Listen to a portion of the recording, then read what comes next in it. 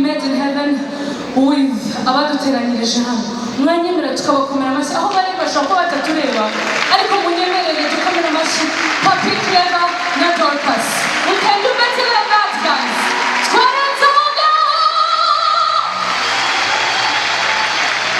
Aha, turaba turi kumwe na Chrison na Sigwa, all the way from Rwanda, and we're going to be with the one and only Pastor Lopez, all the way from Burundi. Aha, turaba turi kumwe nawe, tugiye kuba turi kumwe n'abandi bantu. Mbwirira mugenzi wawe abandi bantu wa bande yawe yamaze kugeraho. Are you guys the band of the people that I'm not saying? Okay, but can we give it up for these guys? They do such a great job. Kwezi kwa 12 ka Kigali, dukomere Imana amashyi cyane. Ibi tubikoze kugira ngo tubatumire mwese, tuzaba kumwicaye aha n'abari hejuru ntari kubasha kureba neza. Turabatumira atariki tuzabana nawe. Ni umugisha ukomeye kuzabana namwe, tuzabyishimira kandi tuzabishimira n'Imana. Mudusengere, mudushigikire, abashoboye kwamamaza mu bikore kugira ngo iriya tariki tuzabane namwe muri benshi. Imana ibahe umugisha, murakoze.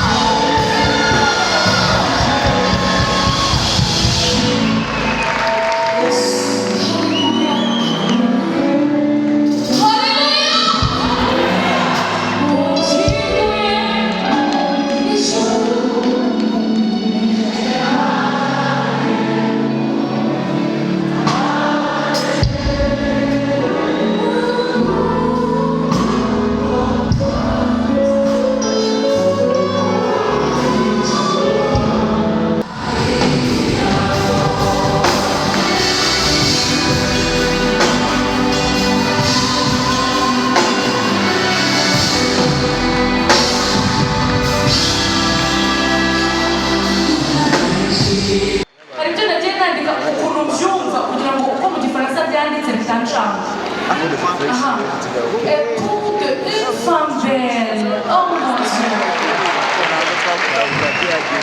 Guerrière de la prière. Et surtout, un serviteur de Dieu. Et vraiment. Applaudissez.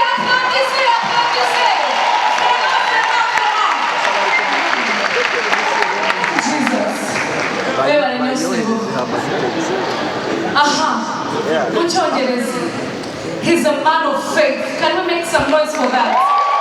He's a man of God. But once you guys are ready. He's a man of God. He's a father of two beautiful children.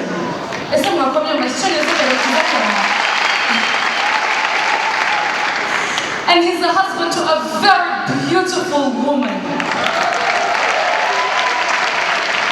He is a prayer warrior.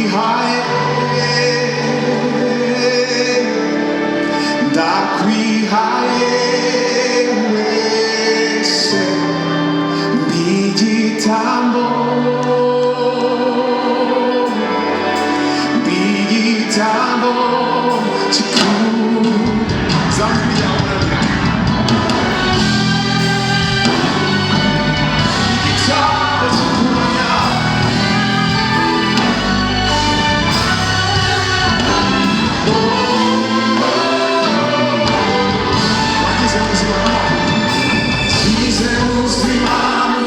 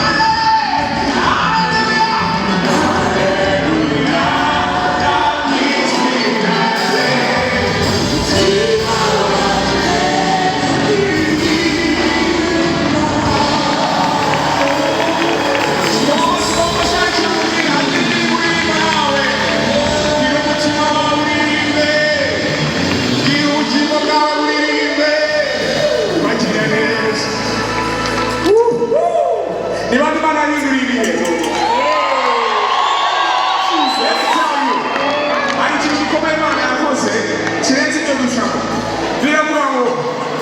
Imana y'Umwami wacu Yesu Kristo yonase ishimwe kuko yatubyaye bwa kabiri kubw'imbabazi zayo nyinshi kugira ngo tugire ibyiringiro bizima tubikesha urupfu n'izuka rya Yesu Kristo. Yesu kuba yarapfuye akazuka ni impamvu iruta izindi yo guhindurirwa ibihe mu buryo bwo mu mwuka. Amen. Come on, let's give it up for Jesus. Let's celebrate Jesus. Jesus. Hey, hallelujah. Yes. Hallelujah.